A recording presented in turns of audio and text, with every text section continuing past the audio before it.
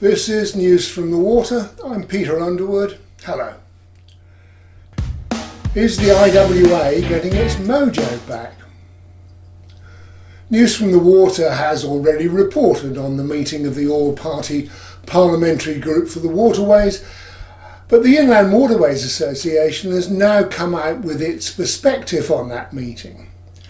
Now, the IWA is one of the oldest and largest waterways groups, born out of the post-war battles to save the canals from closure and restore those that had been left to rot. In its day, it was a brave campaigning group willing to take on government and other authorities with verve and considerable cheek. In the past 2 decades, it's retained some of its influence with government and still has resources and financial weight. But it's no longer the body boaters turn to for help, with the campaigning zeal now coming from the likes of the National Association of Boat Owners, Bargee Travellers Association, and more ad hoc groups, usually based on social media. Now, that's partly due to the IWA's ageing, if highly experienced leadership, its lack of young lions in its ranks, and its refusal to tackle the multiple failures of Canal and River Trust. Now, that failure in turn is partly because many at the top of the IWA saw the CRT as a fulfilment of their dream of the waterways being run by a dedicated charity of enthusiasts like themselves. And they've had difficulty in coming to terms with the reality of an unaccountable pseudo-charity run by career managers. In the recent past, the preponderance of hobby boaters at the top of the IWA has led to it being seen as the enemy of many liveaboard continuous cruises in London and in other busy areas like the Kent and Avon. Particularly as it supported CRT efforts to micromanage the vibrant boater communities that have sprung up in those areas. All of which makes it interesting that the IWA sees the outcome of that all-party meeting as a call for more support for liveaboard boaters. It commits its resources to bringing more pressure on government and local councils, to making sure health, social services and other council services are available to liveaboard communities, to get planners and navigation authorities to opt into more residential mooring sites, as well as backing more boater managed sites. Now, the IWA also plans to lobby for better protection of liveaboard boaters in urban areas, getting financial support for navigation authorities to help them manage infrastructure damage due to climate change. And it wants to help boaters to make the switch to low carbon technology, and will also lobby MPs and others to ensure there are no adverse impacts on boaters and their legitimate way of life because of the Police Crime Sentencing and Courts Bill, which is currently being protested vociferously as it goes through Parliament. Now, the first step down that road will be a meeting with DEFRA Minister with responsibility for waterways, Rebecca Powell, to discuss those issues with representatives of relevant organisations and government departments. And having the IWA standing alongside other boating groups instead of standing aloof from them could make a world of difference in those discussions. How many miles? The Canal and River Trust constant mantra is that it's responsible for 2,000 miles of waterways. So it comes as a bit of a shock when you're told there are 7,000 miles of navigable or once navigable waterways in Great Britain, and 5,000 of them are still navigable today. The other 2,000 are either derelict or under restoration. Now, the numbers come from Waterways super geek John Pomfret, who compiles the Inland Waterways Association's directory of all the inland waterways ever brought into navigation. He does it with help from other IWA experts and local volunteers. And this time they've found an additional 500 miles for this update, after taking a closer look at Scotland adding significant branches of the Grand Union in London and looking more closely at river navigations. There are over 1,500 miles of open canals and just over 1,000 miles of closed canals. There are 789 miles of open rivers and 503 miles closed to navigation. There are 292 miles of combined rivers and canals open and 100 closed. Now, the biggest difference is the 1,800 miles of tidal rivers and waterways that are largely disconnected from other waterways, so most of us don't notice them. And John Pomfret's research also shows that the 3,000 miles of navigable waterways not in the hands of CRT have a myriad of owners, more than 200 of them. The old British waterways navigations in Scotland, of course, are now still in government hands, albeit the Scottish Government as Scottish Canals, and the Environment Agency runs some large river systems. But it's local councils, little charities, commercial ports, individual drainage authorities join private landed estates, harbour commissioners in this list.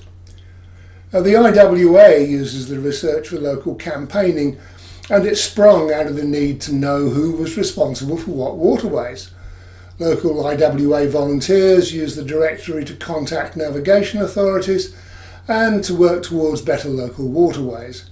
John Pomfret, the super geek I mentioned, who compiled the directory, explained, "The directory has been updated to give an authoritative record of the country's waterways assets, the only place the information is available in one place in such an accessible form." Accessible waterways? Now, we're constantly told about how the Canal and River Trust wants to make waterways accessible to all. But the experience on the ground seems a little different somehow. Midsummer seemed to be the starting gun for CRT to close the towpaths in several very popular locations, preventing boaters from mooring, walkers from walking, and of course cyclists from cycling. In the Midlands area alone, the towpath at Great Hayward, on the junction of the Trent and Mersey with the Staffs and Worcester, has been shut for several weeks despite being a honeypot location. And this week a 7-week project started at Market Drayton, resurfacing and widening the towpath in places to create what CRT describes as a rural green route.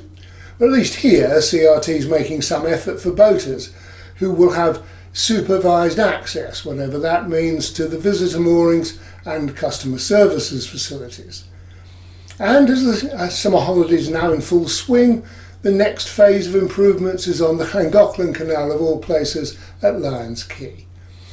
Adnan Saif, CRT Regional Director for West Midlands, said, "We appreciate that doing this work over the summer isn't ideal for boaters and local people. We do need to have drier, warmer weather in order to carry out the work as quickly as possible whilst causing the least amount of disruption."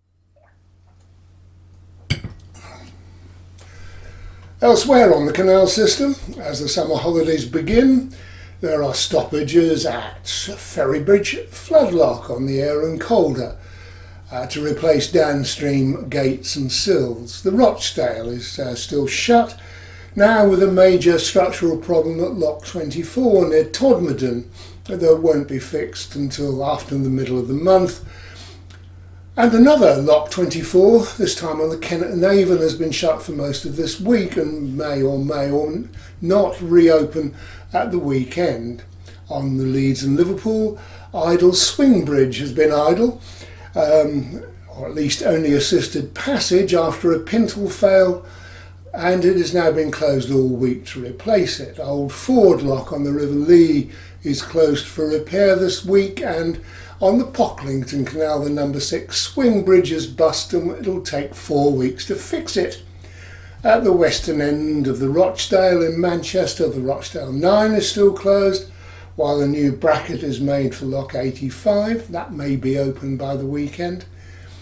And boats in the big marina at Ripon have been trapped by the loch where a bottom has been allowed to rot away since last May could finally escape this weekend.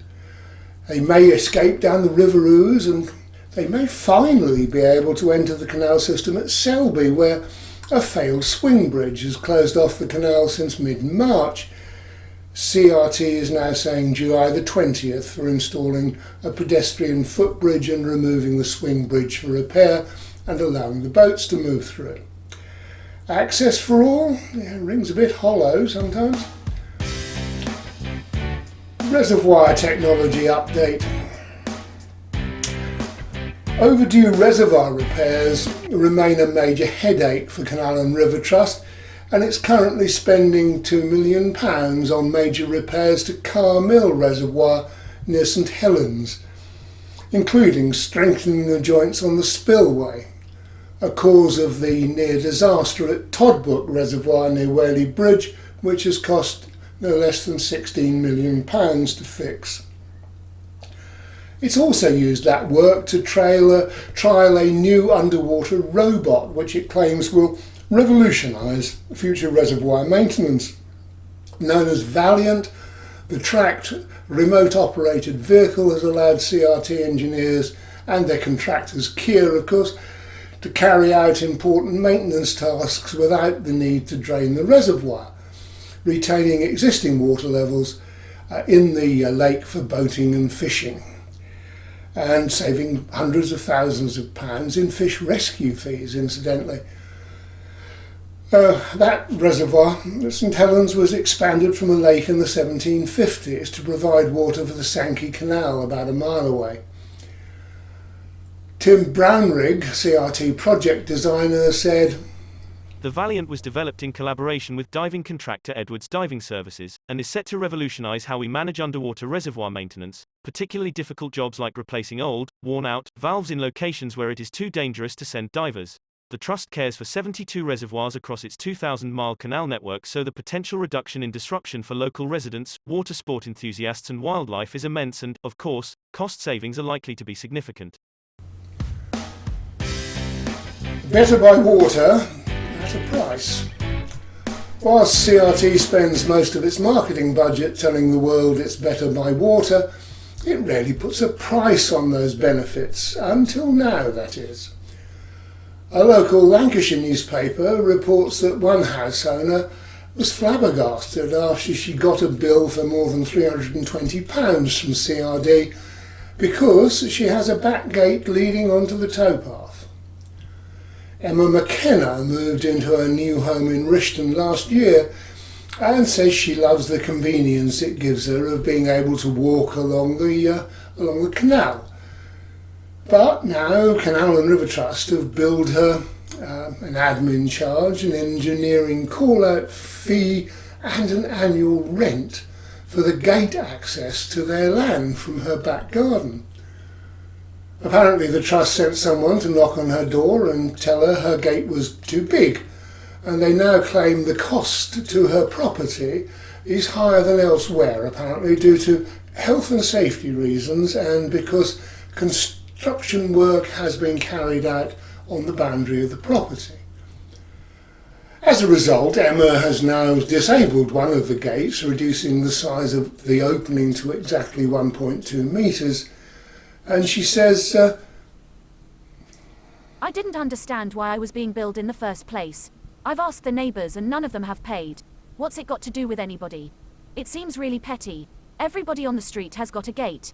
It's nice when the gate is open and I can look at the ducks when they come past. It's part of the reason why I bought a place on the canal."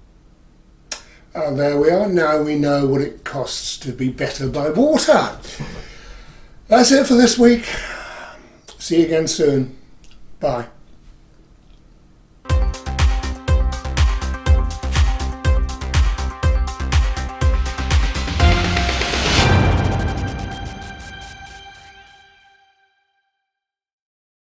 We need video and photos of all aspects of the waterways.